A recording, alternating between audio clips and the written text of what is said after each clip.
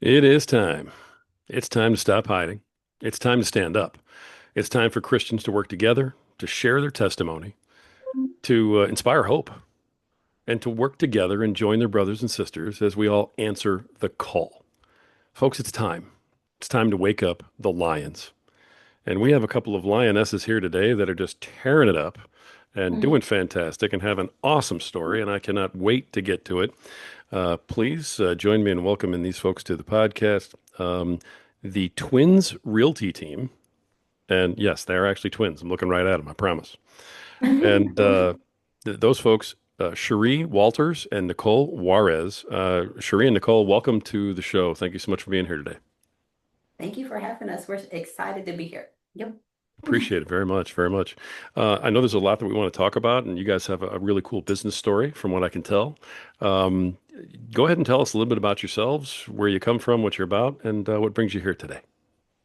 Well, we are twins that actually partner in real estate. I do mortgages and Nicole does real estate, but I think the core in us that's really made this a big deal for us is a servant's heart and really serving our community. And we do that through real estate, but we've come together. Nicole used to work in Well, we've been doing this for how long? 13? I've been a real estate agent for about 12, and you've been doing mortgages for 13. But it's the servant heart is really what got us doing it. We enjoy working together, but mostly enjoy serving others. Our dad is a pastor, and so we've grown up seeing cleaning him and my mom cleaning restrooms and starting from the bottom. And they've been a pastor for how long is that? About 10 years. Well, yeah, about 10 years, I would say. But he didn't start off being a pastor, of course. So they were cleaning restrooms and we were right alongside with them, taking out trash cans and, and helping. So we've been doing it for a long time, just serving others. So here we are doing it in real estate.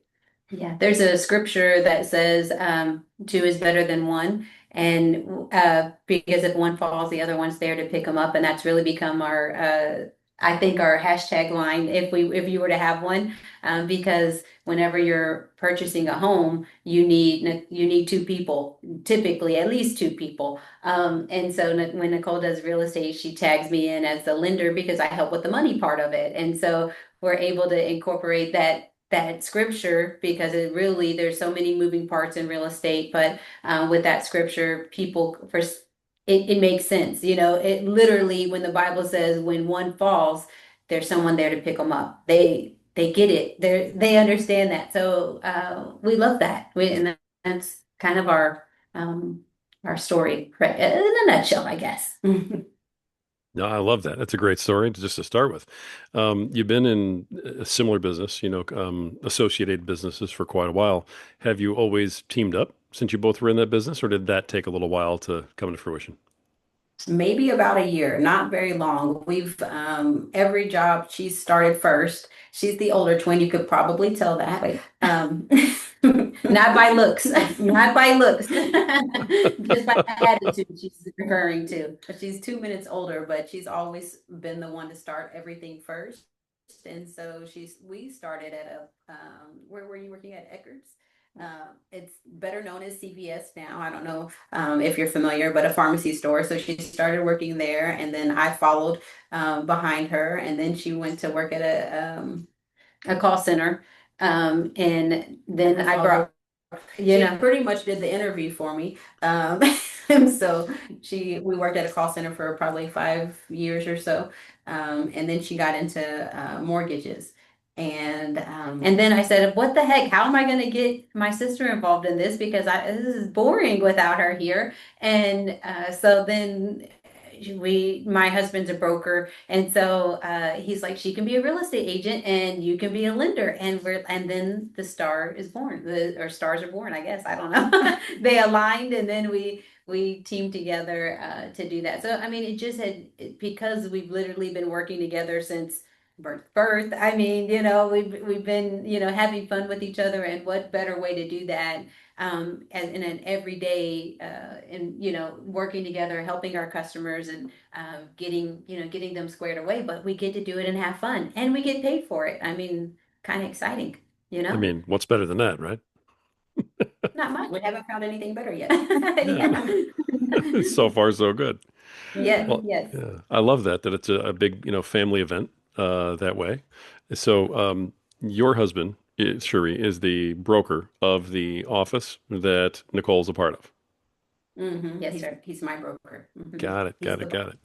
Okay, excellent. We kind of give him a hard time because we call him Dave, Dave from Alvin and the Chipmunks. So we're the chipmunks, and he's the manager. He manages the chipmunks. Nicole's Alvin, so the troublemaker. I try not to be. On occasion, I get in some, but you know, I mean, it's that was fun. my next question is, okay, if she's Alvin, then which chipmunk are you then? I'm Simon, Oh, the you're smart. Simon. The smart. Yes, Okay. yes, you gotta have Simon. I She does the money, so it has to be. As soon as we Yeah. went to the You never. chipmunk analogy, I was like, I'm not going to guess anything. I'm just going to sit here and let you guys explain everything. Fair. Okay, good call. So we This were is a in good, yeah, we were in dangerous territory right there. So I said, okay, you go ahead and tell me. fair. I love that. So I'm just curious, is the mortgage company under the same umbrella as the real estate company, or is it a separate entity? Separate entity. I work for a company called CMG Mortgage, and so we have an office here, and he has an office in. I have an office in Temple. He has an office in Belton, but it just so happens that Nicole never visits the office in Belton. She just stays at my office, so we get more work accomplished together. Yes, I see. That's double awesome. double That the work. really is. You know. All right. Well, that's kind of where that I saw something about twin power, I think, on one of your profiles. So that seems like that makes some sense. Of course. I love that. So your father's a pastor, and it sounds like your faith has been an important part of your life, especially leading with a servant's heart and so on. How has that impacted your life moving forward and your business and your relationships? Well, I will tell you that it sounds, everybody hears all the, I guess, the good things, but there's always, parts that aren't so exciting and fun and hard. And I will tell you, before I was in real estate, I was in a marriage that was really difficult. It's pretty I mean, crazy in the fact that I'm a pastor's kid. He was a pastor's kid, and we faithfully went to church. But if you've heard, you were a player, but you were on the bench. Basically, we would go to church probably 4 days a week, but we were literally not having a relationship with Christ. We would go to church because we were supposed to be there. That relationship or that marriage ended. But from that, I mean, I believe in every situation, God can turn it around and make a testimony out of any bad situation, He can make it into something good. And from that, I believe that He took that mess and gave me a message in the fact that you can't just play church. You can't go to church just because you were told to be there. You think it's the right thing, and you do it as obligation or a practice just to say, check the box, I went to church, because I did that for a long time and it didn't work. So from that mess, I learned that you actually have to create a relationship with God and put Him in the center of your life and actually have a one-on-one, a day-to-day. It has to be a thing, right? So you can't play church or play God. You got to get involved in it. And so from that situation, I was able to create a relationship with Christ. After I got that relationship, I think things started to fall into place because unfortunately, nobody likes to have a divorce and say that you've been married and now there's a divorce. But from that, I can say that there was a relationship that was created with Christ. And then my father, my daughter's father, we have a great relationship. Now been married for 15 years to my husband now. And I can tell you that I get to tell people that if you don't have Christ in your life, there's gonna be a problem. And you can't just play, you can't just pretend to go to church and say, check the box, you're gonna have to do the work. So I think that kind of I mean, it was a big deal to me. But God turned that message. I mean, it's a message that not only you were divorced, but God made that relationship to where you and Dwayne have a great relationship, and you are able to co-parent, and Dwayne and Jesse get along, her current husband, they get along great. I mean, they have the best relationship. So that's a testimony in itself to say, because you have a lot of parents, step parents, that just doesn't work. But in this situation, I mean, they go to birthday parties together, they go to baseball games together, they do a lot of stuff together, and it's not cold shoulder and don't want to say, don't make eye contact. They're high-fiving each other and having a good time with it. So I think it's become a ministry to a degree because there's so many families that aren't, that have stepfathers, stepmoms, and things like that. And we're able to say you can co-parent, you can have a relationship with these people, and it shouldn't be because God is love and kind and all these things. And if you're a Christian, you should be demonstrating those things. And it can't just be to people that you like and people that when it's easy. You got to have the hard conversations and you got to be nice to people when they're mean, but God can take anything and make it good if you allow him to do it. So that I think has been a big deal to me in my relationship, but also in business because I think that it's made it easier for me to take even things that come up that are hard. I mean, if you can work through angry married people, I'm like you can get through almost any hard conversation you can with in business. I mean, because I mean, gosh, angry, mad, married people are not are not easy to deal with, and that's who we were. We were not happy people, but God made us softened our hearts and turned it around, and so I'm excited That's about our that. testimony. That's me. That's my testimony. That's awesome. All And right. And Nicole, how about you? you got Oh goodness, I thought you were gonna elaborate a little bit more. That's the Well, I'm going to go word back and that's gonna. forth. Don't worry. Don't worry. We're not Okay. done. We still have to talk about business. So yeah, absolutely. you know what? I have a laundry list of a testimony. I was married for 15 years and was divorced, but I truly think that my testimony is not not so much there. It's really with my daughters. I have a 2 year old, I'm sorry, a 6 year old and a 12 year old. And before I had my 12 year old, I had several miscarriages, and that was probably the hardest part. I mean, it was so hard to get through, but I relied on my faith because there were a lot of people that said, what are you going to do? Go do this testing and do all these things. And I thought to myself, when it's time, it'll be time, and when God's ready, He'll be ready, and I'll have it. I did. My faith did not waver in that aspect. I knew I would have a child when it was time, when it's God's time. And so after those miscarriages, um, one of my favorite scriptures is Jeremiah 29:11 because I know that he has a plan. And I had to rely on that to know that God had a plan um, for me. And I ended up having my daughter on November 28th, which is right around Thanksgiving. And to me, that was the testimony to say I can give thanks to God because he did come through.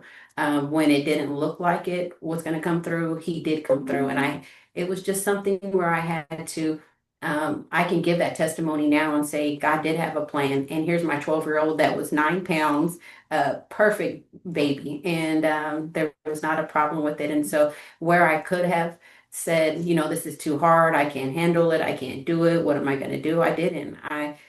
It was sad. Those moments were sad, but I got through those moments and relied on the faith that I grew up, being taught. My parents would always say, you put God first. And that's what I did. I had to put him first, and I couldn't just, um, I had to practice what I preached, and that's what happened. So that's my testimony is that I have two beautiful girls, and they're perfect. And my 6 year old is a crazy mess, and she's actually the boss of us all. Um, and my 12 year old is a mini me. So that's my testimony. That's beautiful. You both have fantastic stories in that way. Um, it's great how your faith has carried forward and helped you, from your childhood, and you've been able to stay in it even through the tough times. Not everybody can do that. And you're both, dealing with very, very difficult topics here. I mean, from miscarriage to divorce and co-parenting, I mean, those are huge subjects where most of the time, I think as a people, we kind of come up short, and how we deal with that. And you both have leaned into your faith and found a way to get through that. That's really, really incredible. How has that transferred into your business? and how you make decisions there and operate that way. I see the look coming from Cherie over here, so I can't wait to hear this answer. Oh, God.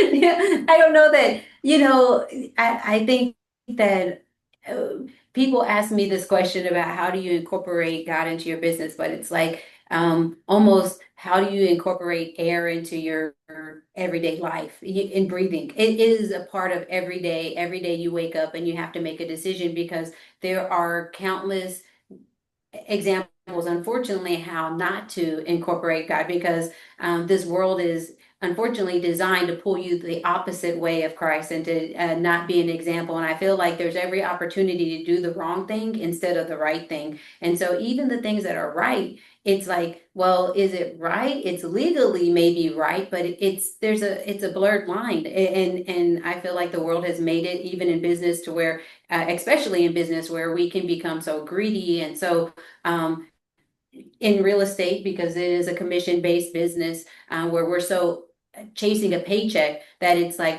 how do I do this? How can I make it work? If it's wrong, if it's lying, if it's cheating, if it's stealing, but how do I get it done? Because I got to get a paycheck and I want to make the most money. And so to me, it's an everyday effort into saying, let my works be glory unto you, God, and let me be an example to the other people that are, maybe don't even know, but they may see me in a podcast or a video, or let my life be a living example of you through me, and so I think that it's it's an everyday thing, it's an everyday get up and my mom and dad used to say, like as soon as you get up, before your feet hit the ground, thank God for waking you up and tell them to, bless you going in and coming out. And I do it now. And I'm like, it probably took me, I'm going to be 41 this year.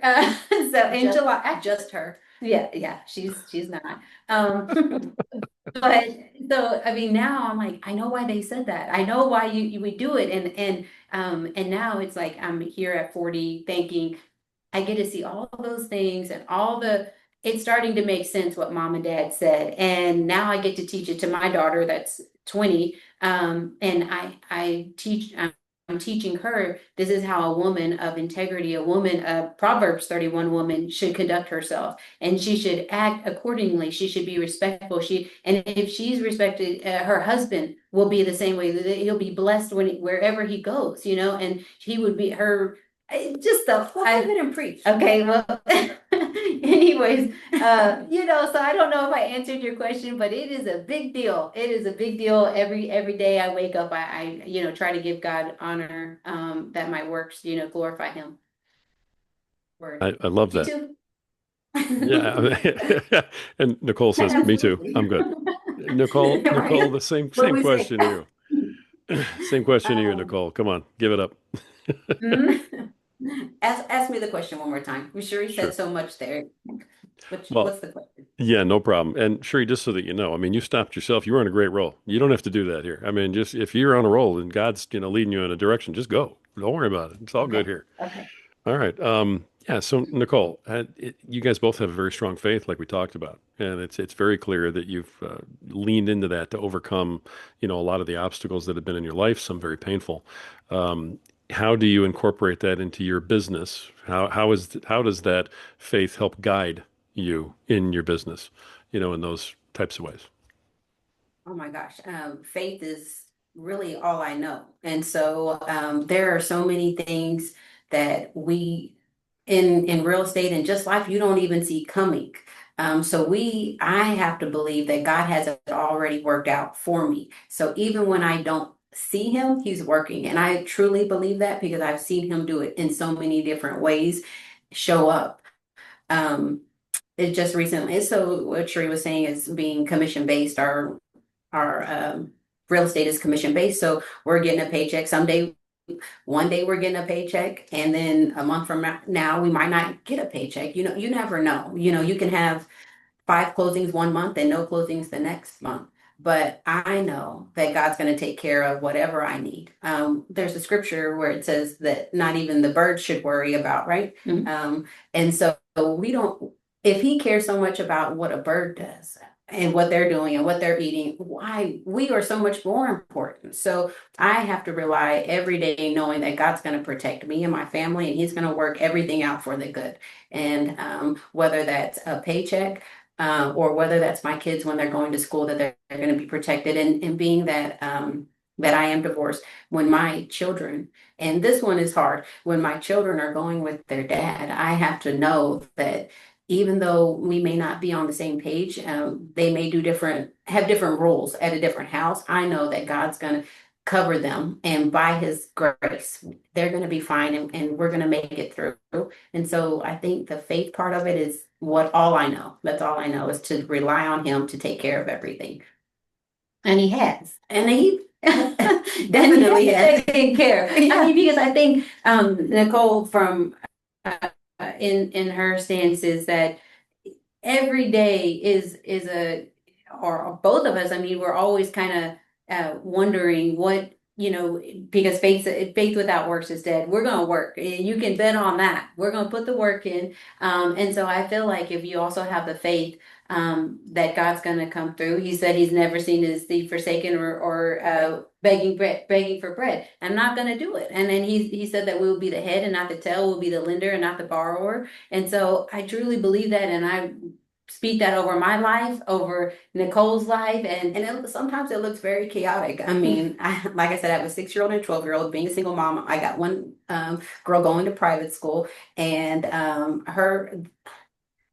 her schedule. I mean, she's going into 7th grade. She's starting volleyball, but it's academic wise, it is a lot of work that they're putting. I mean, pressure on her, and pressure on her transfers to pressure on me. And then I have my other one that's going to 1st grade, but it's a lot of back and forth, and also with scheduling, because my clients may want to see a house on Sunday at 2, and then I have to take someone to a volleyball practice, and we're just going here, there, and everywhere. But I'm relying on God to make all those things happen, and whether that's having a good aunt or a good uncle or grandparents to come through, I know that God's going to supply everything that we need. Um, Because most people they ask us this question, like, how do you do it? Like, what, like, houses aren't selling, but you're selling houses. How, like, I don't even question. I don't even question it anymore. Jesse, he asked, "Well, what are you going to do if? What are you going to do?" And I'm like, "I'm not going to worry about it, because I know that God already has it worked out." And even as a Christian, sometimes, your faith gets tested, or sometimes there might be a little bit of doubt. Someone raises a concern, but you He can't. didn't say that it would be easy all the time. That, and without the hard, you aren't the person that you don't get to share the testimony. If you never had hard, you don't get it. There's no testimony. It's always been easy, right? So I think that, yeah, you do have things that come up, but it only allows for God to show up, and you get to use that as a testimony. Yeah, man, that was hard, and I thought I wasn't gonna make it, but you know what? I kept on trying, and then I get to share the testimony with the real estate agent that says, man, I don't know how you guys are able to sell real estate in this market. Interest rates are too high and houses aren't selling, but you seem to be making it happen. Yeah, take notes. God. That's it. I mean, pretty simple. I'm like, I love Mm-hmm. that. I love that. You brought up some very interesting points too, because very often people feel like Christianity and having a relationship with Jesus, is like having an easy button. And it's like, oh, well, Jesus is going to make my life easy then, because, I've brought him into my life. It's like, no, that's not what this is about. Joe. Yeah, No, Joe. exactly. So, I mean, you That's both Joe. you both seem to have a pretty good handle on that piece of it, that doesn't mean it's easy. It just means that, you have someone to lean on when it's not. I mean, that makes it, the better part is that you have someone who's better. the hope and the hope, like, you have the hope. It's like, if you don't have anything knowing, I always tell people, because I saw this, someone used it before, like, there's a kitten, and then there's a lion behind them. The kitten, that's me, but the lion, I know who my dad is. I know who the lion is, and so whenever something comes to attack that kid, even if somebody pokes fun at that kid, and if somebody throws a stone, if something gets too crazy, the line, my dad is gonna come in and jump in from behind and he's gonna fix it. And so I know that at the end of the day, there may be a problem that comes up, but I know who's the fixer of everything, who I always tell people God math, like it don't have to make sense, but God, he makes it make sense. So he's the difference maker, he's the game changer, he's all The those, waymaker. the way maker, he's all The those problem things. solver. Yeah. Yeah. And joy comes in the morning. I say this one all the time. Joy comes in the morning because, you go to sleep and you're thinking about this and that, and some people let that linger on to the next day and go months and weeks and years into a depression or anything like that. But as having that faith, knowing that God has our back, you wake up the next morning renewed, refreshed, knowing that God got your back. Joy comes in the morning. So you may have had a bad day. That doesn't mean I'm gonna have a bad tomorrow. That means I'm gonna have another chance at tomorrow, and God's gonna make it better. Yeah, while you sleeping, He's working. He got 8 hours of work. Yeah, He done put in the work while you sleeping, and that's if He's letting us rest while He's working. Yeah, and that's the other thing. In this business, I feel like we can get into, because we're an instant gratification society. We want answers. And in real estate, I mean, because you are talking about people's home where they're going to go sleep at night. So they want answers, and I can completely understand it. And they want to see a home, and they want all those things. And I feel like we can get into this mindset of working 24 hours where you are open all the time. But God, He said, reserve a day for Him. Get rest on a day. Rest. Well, He worked 6 days and rested one. Like, who are we? We're not better than Him. We must rest and get some refreshing and renewing and spend time with God and do those kind of things. So I think that, sometimes as a business owner, you can get consumed with working all the time, and I have to make this customer happy. And if I don't answer this message right now, they're gonna, you know what? Let God take care of it. And this is your opportunity to let them know, hey, and I tell people this all the time, like, listen, on Sunday, that's God's day. I don't work on Sunday. And they already know. I have people call me and I work with them all the time, and they're like, hey, Cherie, I know it's Sunday, so I left it till I'm going to call you on Monday, but here's what's going to happen on Monday. I need you to do X, Y, Z. And oh, it's Wednesday, because then I started up with the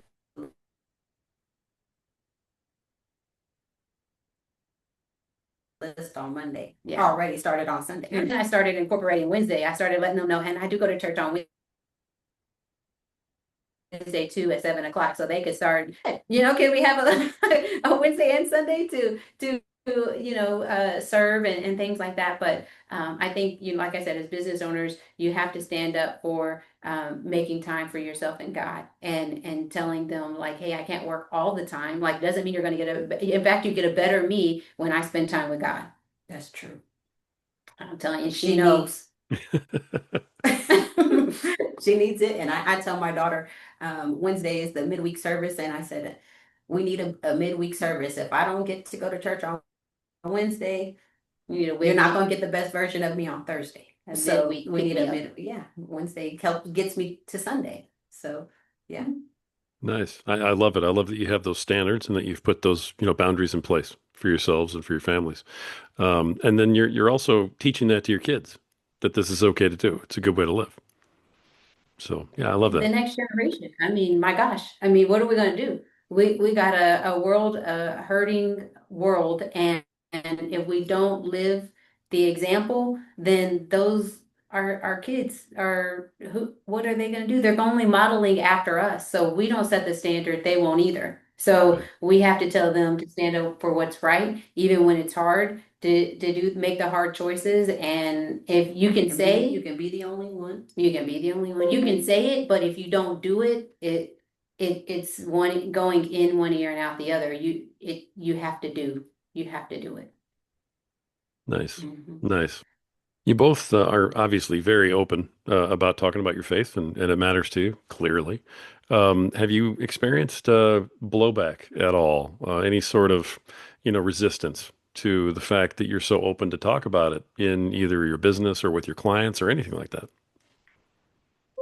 I have not. I think that I pray regularly for God to bring people that want to work, that we can work together and are on the same mindset, maybe have the same foundation. But I haven't had anyone give me any push back on that. I think that's something that we are very, the town that we live in is pretty small, and I mean, we know a lot of people, and it's something that we don't compromise on, and we don't have to. So I thank God for giving us the ability to work with people that either love God or are open to it. And that's what I've experienced. I think that that's true for the people that choose to work with us. They know that up front, but there are people that you kind of get out, like you don't get into their clique, their group of this is the cool crowd or this is the, whatever they are, because you don't drink and you don't smoke and you don't cuss and you don't do those kind of things. So you may not get invited to the party or the extra, cool crowd clique, but that's okay because I don't want to be, I always tell people, I want to be the 1%. I want to be the 1% of people. What if everybody else is doing it? I don't want to be a part of that club. I want to be a part of the 1% club. So it doesn't necessarily matter to us that we're not invited to that 99% club. But I do think that it is a conscious decision that you have to make and that you have to be prepared to take to understand that you're not going to be a part of that group, and that has to be okay with you because they see something different. What does light have to do with darkness? Nothing, and so they feel a certain kind of way because you're there. They don't feel like they're having the most fun. They feel a guilty conscience. They feel uncomfortable because they're not on the same page. They're not like-minded. So Right. congratulations to me because if they don't feel like they have something in common, okay. But it is to me an opportunity to tell them why, because I don't I want them to know why I don't do those certain kind of things and why it is a little bit different for the way I conduct myself, and they can see that. And you know what, I have people that they may not invite me to the party, but you know what? They will invite me to pray for them when something's wrong. Well, they will invite me to do something like that, and if their business is struggling or something's happening, they will invite me to do say a prayer for them, or their mom is sick or something like that. They know who to call, and to me, I've done my job if they at least know that. Nice. Nice. Well, I'm glad to hear that. That happens too often, unfortunately, to Christians who kind of run into that resilience. But it sounds like maybe those people are just not being drawn to you, so you're not having to put up with it, Right. which is interesting. No, I like that. That's an advantage, I think, to putting yourself out there, is that, you don't end up having that kind of hate Mhm. because people know right from the beginning who you are and what you're about. And so if they disagree or they have some sort of Mhm. problem with it, then they never come in contact with you. They stay away from you. So you don't have to deal with it. But another advantage to putting your faith out there. Excellent. I imagine, given the fact that you're in real estate and mortgages, that you guys have some kind of pretty serious social media presence. I'm just guessing. Is that close? Yeah, yeah, we're Okay, trying. fair. Yeah. I mean that YouTube, those. Instagram, What's all that? the things. Yeah, all the we have YouTube, Facebook, Instagram. We have all those things that they're working on. Yes. Excellent, excellent. Now, on social media, everybody's a little braver. So, have you run into any kind of issues on social media talking about your faith? We haven't. You I know, really, I'm just really I thank love it. God because I'm not really aware of that. But we have not. We've said it all the time. We speak on it all the time. Like we said, our dad is a pastor, and we record church, and we put you do a lot of stuff on there. I mean, in all fairness, I feel like, we are newer to these outlets of social media. And so, maybe after, years of, Don't speak that. no, no, I'm just saying, maybe that will come up, but, we're not there. It hasn't come up yet, but I'm not limiting that to ever happening. But when it comes, we're just gonna have to cross that bridge, but nothing yet. If we get, Hmm. Hmm. and if not, that's okay. Nice. God be the glory. Nice. If you don't mind me asking, how does that work with you both have exes? So how does that work with your exes? Do they share your same faith and are they reinforcing that with the kids, or do you find that you have to kind of make up for that? With our exes. You know what? Go ahead. Well, mine, since I told you he was a ex-pastor's kid, because he, you know what? Well, his dad is no longer a pastor anymore, but and he will say that, gosh, everybody lives a very different life and their expectations are very different. And that's why the Bible says to make your own salvation with fear and trembling, because that is up to you and Christ. So I can't discount his relationship. For the foundational parts, I believe that me and her dad are on the same page. We do believe in God and we just practice faith a little bit differently. But so I don't have any kind of struggle with him necessarily. I wish he would go to church more. But he doesn't. He chooses not to, and so that's okay. But for the most part, me and her dad are on the same page and she's 20. Crap, at 20, I mean, you got. I told her the other day, you're an adult. I can't save you. I can't. You every decision you make, has a consequence, and you choose. So now we have to rely on what we've instilled in her to see, see what happens. And watch her life unfold and have see all that happen. But Nicole, a little bit on the different, a little different. I would say that my ex is not. He's probably not practicing as much as we're opposite, very opposite. Honestly, we're very opposite. And so it is a struggle because the rules are different. At my house, it's pretty much black and white. And not to say that I am perfect and that I haven't fallen but the difference is getting back up. And I get back up and I try my hardest every day and to be a better mom and be a better Christian. And I put that first. And my kids know that I put God first. We don't miss church on Wednesday. We don't miss church on Sunday. We plan accordingly, and we do our best in faith. Now, their father is different as far as his mindset is more. Um, don't be so strict. It's going to be okay. You have to live life. So it's more of a YOLO kind of life. And you can't be too hard on the kids. And so it's a very different aspect, but just relying on God to get us through those times and know that my intention is for them to grow up serving God and knowing to put him first, as that's what my parents did. Now, our parents have been married for almost, was it 50 years or for a long time they've been married. And so um, I, I always say I'm not the cookie cutter in the family. I don't have a cookie cutter life, and that's okay. I'm okay with that, knowing that there's a testimony in every part of my life, and so I'm okay sharing that and knowing that God's God's got my back through it all. And what does the Bible say? His grace is sufficient. And so where I fall short, he's going to cover me. And I have to believe that. If I didn't, gosh, if I didn't believe that, it would be, we're as women and moms, so we're very hard on ourselves in general. And so I definitely have to rely on that because we have a very high standard. I want my girls to be this and this and this, and I want to be this and this. But I know that, life does happen and we have to give ourselves grace and God will take care of the rest. Beautiful. Beautiful. And I appreciate you both answering the question. And I did know, that you had said that your ex was a pastor's kid.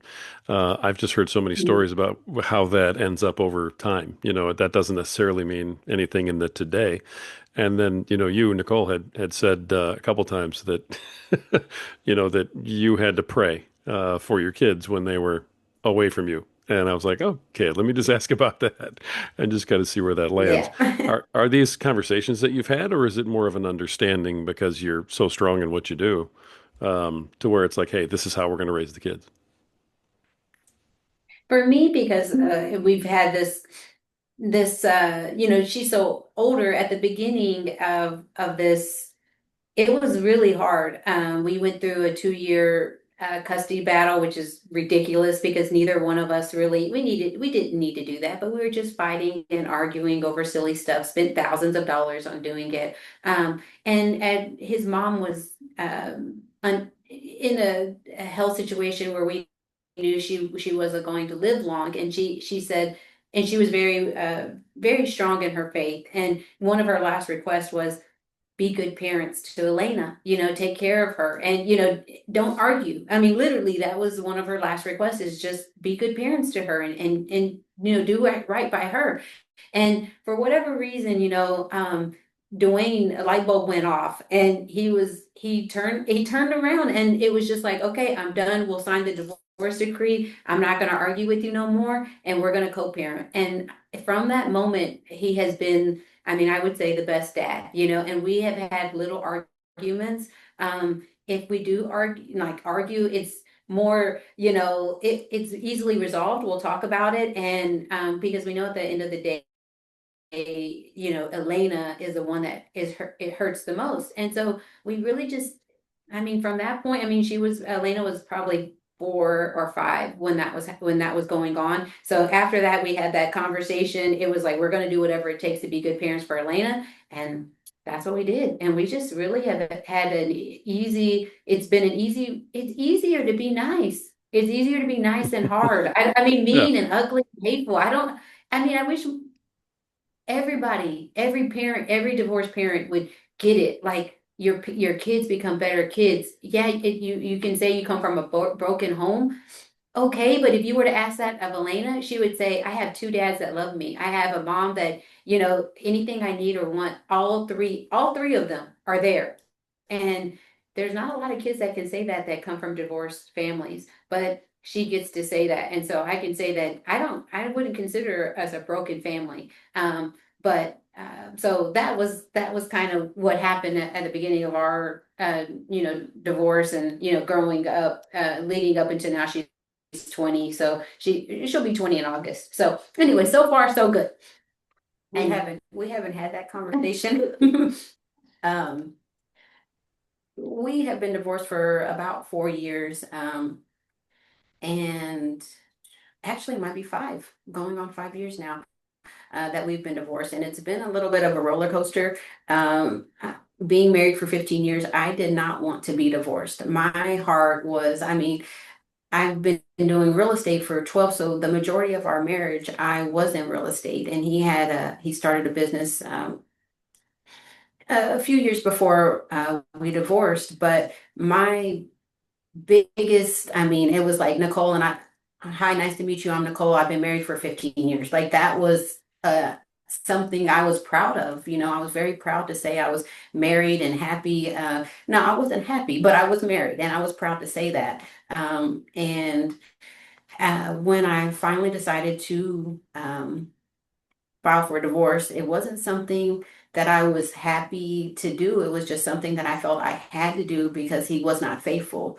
And I would say, unfortunately, it depends kind of sometimes on the day, but um, it it's a struggle. It still continues to be a struggle because we are um, light and dark. We don't have a lot in common, and so he may look at it as, well, you think I'm better than you, or, as an attack, hey, we don't go there. Hey, I'm not going to go to that place. My kids don't need to be at a bar for, 2 hours watching you play pool. They don't need to be doing that. So, that's kind of the struggle that we have right now. And it's, So again, we're continuing to pray for Juan and that we can get on the same page and that we can, that they eventually can have that as a testimony too. yeah, I would love to be able to have that as a add to the testimonies that I have. And it's a work in progress. So I think that he's also a pastor's kid. And so he knows what's right, and I think it's a little bit harder for him because when you know right and don't do right, that makes it harder. And I think he struggles in that area there. But we all struggle. You choose your hard, and so my hard may be getting the kids back and forth, going here and there, and doing all these things. But I will choose that hard over the world hard every day, struggling with alcohol or drugs or peace of mind. I go to sleep every night, I sleep good. And so, I mean, I have a busy morning or, a busy day, but I know that having God there with me, that's my help. Having someone else, another man in the fire, having him there is just peace of mind for me. So I think that sets us apart, Christians apart, that we know that he's there in the middle of everything. And so where we don't have things worked out, he does. Oh well. If it's Yeah. not good, he's not done. Right. I like that. That's beautiful. I appreciate you folks sharing those stories. I mean, that's just something that's on the mind of a lot of folks, is how do you deal with your exes and how do you raise your children and, how do you have the conversations? So I appreciate you sharing those, different, viewpoints and different situations. Um, as you move forward, one of the things we're called to do as Christians is to build discipleship and spread His word. Obviously, you're teaching your kids these things, so congrats, you're doing that. Um, are there other ways in which you are doing that or working on that?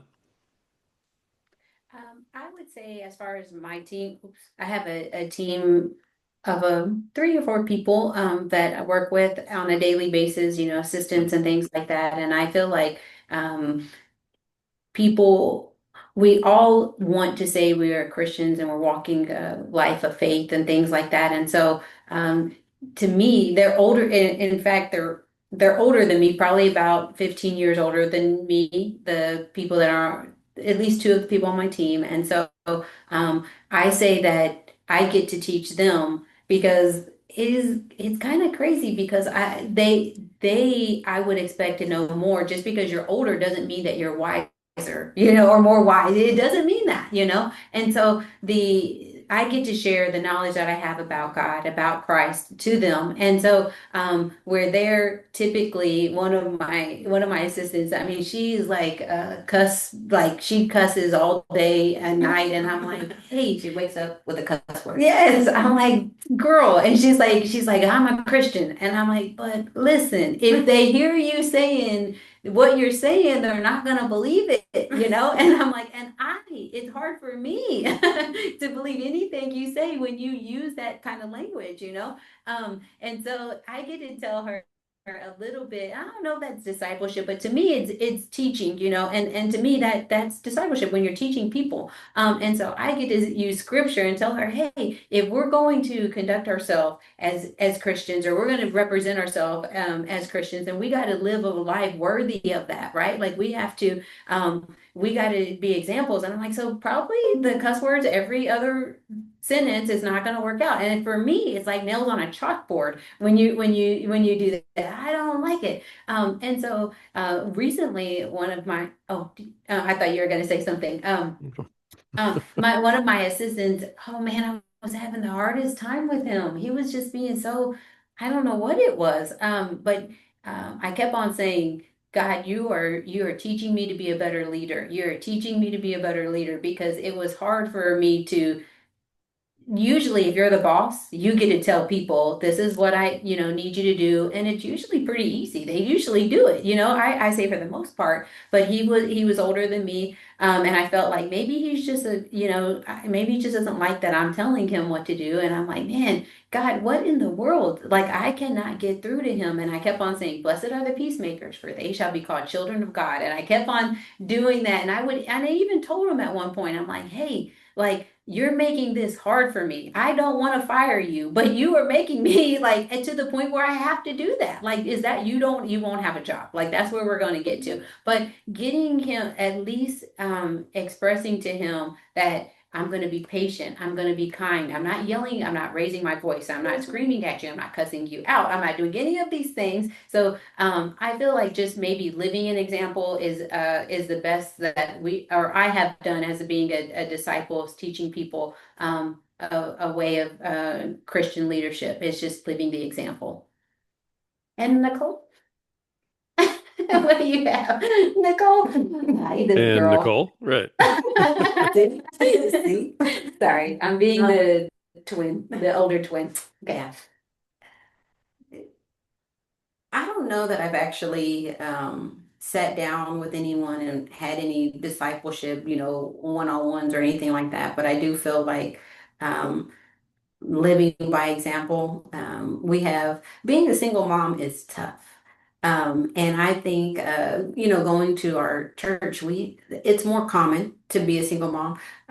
But being a testimony and letting them know, hey, we don't have to give in to everything that we see, everything that the world makes available is not for us. And for them to see that and being an example in that aspect and say, hey, Nicole's doing it, not it can be done. Someone I know did. No, Nicole is doing that. Nicole is a single mom, and her kids are happy to Going be to here at church. church. They're here on Wednesdays and Sundays, and She ain't with and every, go ahead. I was gonna say, she's not with every Tom, Dick, and Harry out there. She's living a life of integrity, of a woman of God. And I feel like that is an example. You can disciple people by just living that example and being a woman of faith and showing, the younger generation, not only, the younger generation, but people that are your age and that are living your life. But Yeah, you have, two people to rely on, yourself and God. Those are the two people that you can rely on. You don't have to rely on another person to take care of you. You can put your faith in God and let Him do the work. You work and let Him work with you, and y'all work together, and y'all can have the house, the whatever you want, God can supply. That's what the Bible says, right? That's what and He's done it. He supplied everything that I wanted, anything that I needed, He supplied it. And so I think living by example, and it's recently something that's been put on my mind is to do more and be able to articulate that and say that because there are so many single women that think that they can't do it or don't know how to do it. And even if you don't know how to do it, you don't have to know everything. It you don't have to. You get around people that have done it, are doing it, and that is going to be the encouragement. You overcome by your testimony. People overcome. So I think that's something that I'm working on is doing that discipleship that you just mentioned and actually being able, hey, let's have a class, let's talk about it. Work in progress. Thanks for the push. And that's part of the goal. I love that. I really do. I love hearing that from the two of you. It's funny because when we start talking about building discipleship, so many people think it's this huge thing. And they're like, oh, I don't have time for that. That's going to take forever. How am I going to actually do that? And if everybody just goes out and gives your testimony to 10 people, just that. If Hmm. everybody just give your testimony Yeah. to 10 people, if only one of them, says, hey, tell me more, you've literally doubled yourself right there. And if every single Christian in the world did that, you'd have twice as many Christians in the whole world just by doing that with like a very small, I mean, you're realtors, you understand, return on ROI and whatnot. So Yeah. yeah, if that's all you got was one. And so, yeah, I hope that you folks will do that. I hope that you use your podcast for that in some capacity, and that you go out there and you tell those 10 people because you're both very, very influential women. You're both very good conversationalists, and I think that you're probably going to reach a lot of people with your message if you put it out there. So I hope that you do, and it sounds like you already are. Yeah, Yeah, we're trying, but beautiful. we're gonna do it more. I like the putting that 10, that number, it really it resonated. Like it's attainable, you can do it. 10 people, like you can tell 10 people about whatever it is that you're trying to influence, like, Well, I tell everybody that anybody that I speak with, I'm like, you have a testimony. Someone needs to hear your testimony. My testimony is different, and someone needs to hear my testimony, but someone needs to hear your testimony. Someone Hmm. needs to hear everyone has one, a testimony, and they need to tell the story so that person that needs to hear it can hear it. You Right. know, it's so true. so thank you for the 10. I Yeah. like it. I'm a numbers person. So when you said 10, like, oh yeah, that's right. It's 10. It's easy. We can do it. Yeah. That's right. I'm talking to a couple of marketers right now, so I had a feeling I was getting through to you. That's beautiful. 100. Very, very nice. Yeah. I love it. I love it. To both of you, thank you so very much for coming on here and just being so open and honest and sharing your testimony. When God gives you a story, I think that we have a responsibility to share it. so that other people can resonate with it. And you both have very different stories, and they're both very powerful about some very powerful topics. And I just know there's people who are going to hear this who are going to go, man, yeah, sing it. I like that. And they're going to connect with that. So I really appreciate it. And I just want to thank you both for coming on, for doing that, and for all the work that you continue to do. You're both wonderful. And I love that you came on here today. Thank you Thank you. so much for thank you for inviting us and giving us the time and space to tell our story. Yeah, Appreciate it. we enjoyed it. We actually haven't really told our story, this story. We tell bits and pieces, but we were just speaking with Jesse about this part, and kind of telling a little bit more about it. So thanks for giving us that push, and we enjoyed. This is where we're most comfortable, is talking about our faith, and we appreciate you giving us the time to do it. My pleasure. Absolutely. Thank you, folks, both of you. The Twins Realty team, Cherie Walters and Nicole Juarez. Thank you both. You're both amazing. Thank you so much. See you later. All right, folks, it is time. It's time to wake up the lions. More than that, it's time for you to take your rightful place, just like these ladies are doing right now, alongside your brothers and your sisters, and let them hear you roar. The world's ready. You're ready. Believe it. Until next time.